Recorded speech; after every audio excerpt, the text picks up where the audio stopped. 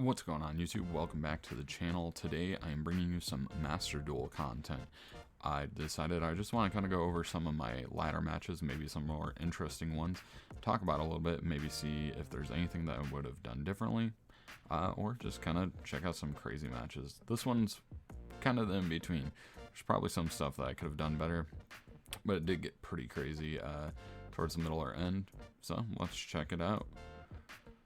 So, starting off with this game, I am playing DINO. I've been playing it for majority of the ladder. I might switch it up a little bit. Had a few rough games starting today off, but this I definitely needed to go back and look at. So, my opponent's going to make me go first. Now, normally, I want to go second with this deck. It's an OTK deck, but I decided I'm going to try and build a board. I would like to usually end on Lambda, UCT, Dolka, especially when I open Gamma, or anything else. Starting off with this, we're going to start off with Prosperity. Now this will fish for an Ash or anything like that, and then of course I have the Gamma for that if they do. Now we're going to go ahead and dig for 6 because we really want to get a starter. We're going to end up going into a Fossil Dig, which is really nice, and again I have a Gamma to kind of protect the dig, or even from potentially a droll. We go for the dig, no response, so still sitting pretty good. Get the OV, and then we're gonna go ahead and search for the baby, and now we're gonna try and go for regular DINO combos. And of course here we're gonna start off with the Misk, and then we're gonna use the Misk, and now of course my opponent's gonna chain the Maxi, which this will put me on either I play into the Maxi or I just end here. In hindsight, I think I should have just ended on OV. Either hope they don't OTK me or hope that the Gamma is good enough to back me up. But instead, I kind of make the play to go for Lambda for some reason to keep the Gamma alive, but keep a board presence or something. I don't know really if that was the right call. But, you know what, we'll just go ahead and play that out and go from there. Now my opponent's starting with extra card. They get to start off with the Pot of Desires. Still don't really know what they're playing yet, and then they show the Thoroughblade. Now here I decide that I'm going to go ahead and Gamma the Thoroughblade, because I know Barrage isn't in this format.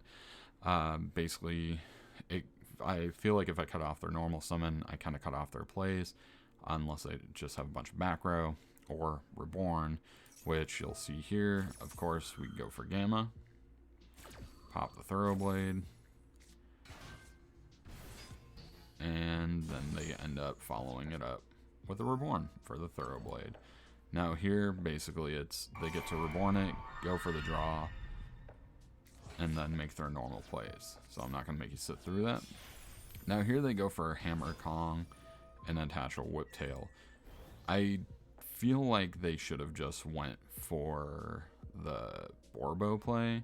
I guess they wanted to push for breaking something just in case maybe I had another Gamma. I'm not too sure what they were thinking, but again, they go for the 1100, they banish the Lambda, they go for the Chakanine, go for the Zeus, set 1 and pass.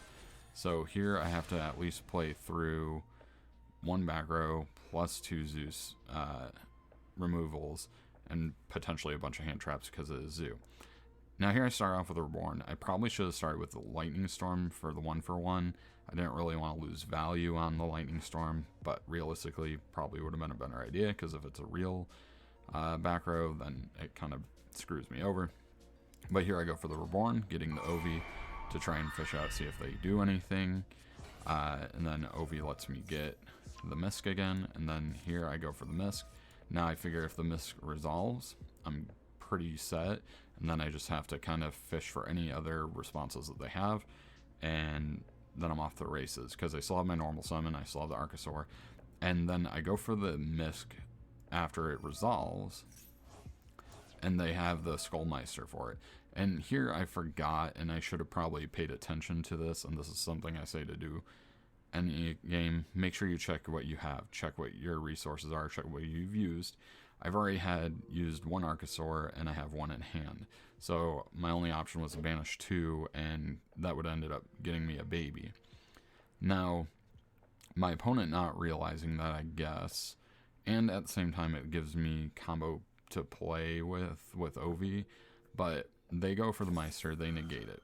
Cool, I'm fine. I end up summoning the Archosaur here, and then Archosaur is going to end up popping the baby in my hand, and now I'm off to the races. I get to go ahead and play for combo, and I think here's where I probably would have had some different different plays potentially. Is I'm going through it. I obviously have to flip this Zeus face down before I play any other non-dinos, so I don't lose it. And I go for Phoenix first, do the pitch for the back row. At this point, I should have realized it's not anything real that would have hurt me too much, but I went for it anyway, and it got rid of the Cosmic. Now, if I would have went for a Unicorn play here, I could have spun the Zeus, would have gave me game. I could have had so many other different options, but instead I played very cautiously, and I went for a Logia play. Idea being that if I would have instead went for like an access code play, they could have potentially had Nib, got rid of my non-dinos, which ultimately probably wouldn't have been that bad, especially because I would have been able to push for game, and that would have still left me enough on board to where I could probably be fine for a turn. But that's what I went for anyway. So I went for the Logia, go ahead and attack over the Zeus for the UCT, use the effect to burn for 1,000, and then get in with everything else, leaving my opponent at 1,000. Now, again, thinking about all the other plays I could have done, probably would have had lethal, but I felt confident on this because realistically, if they have a board breaker, they have a board breaker.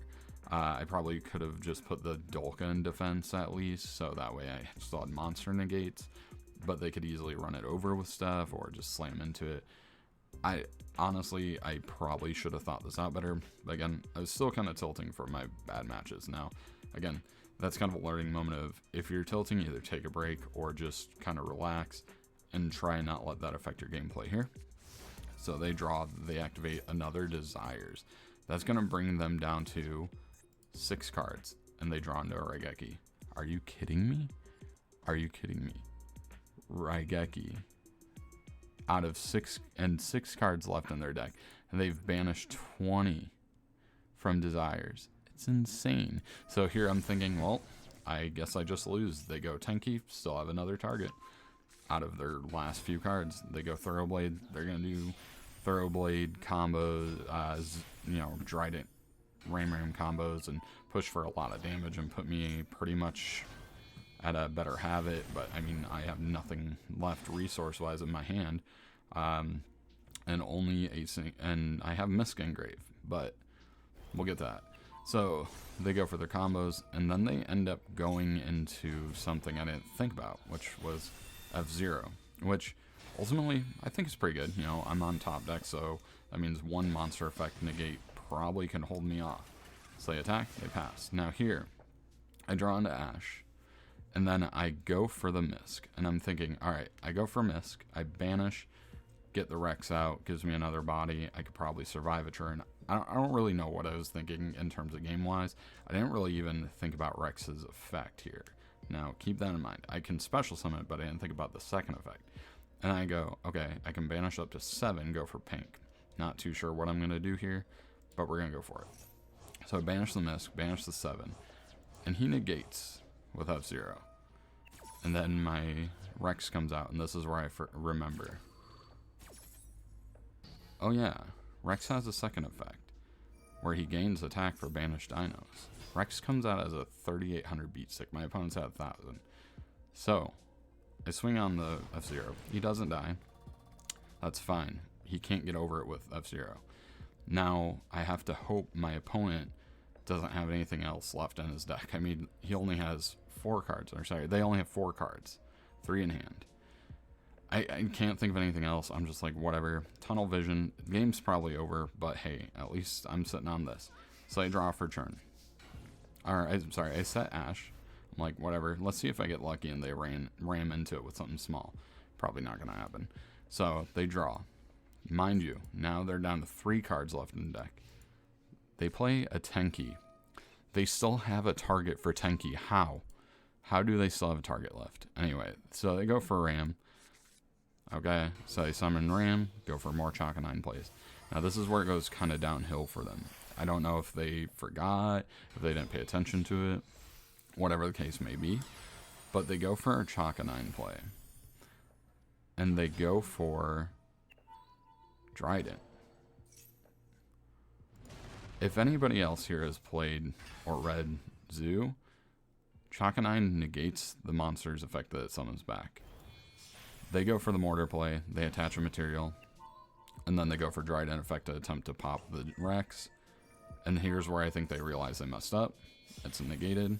They just go for a Drill Driver, they attack, do damage, pass. I draw, and they attach another material, I draw into Ash, go for game. I had no business winning this game with how messed up it was. Anyway, guys, just wanted to share that gameplay with you. If you liked it, I'm going to try and do some more of this. So go ahead and subscribe if you haven't already. Thanks for watching.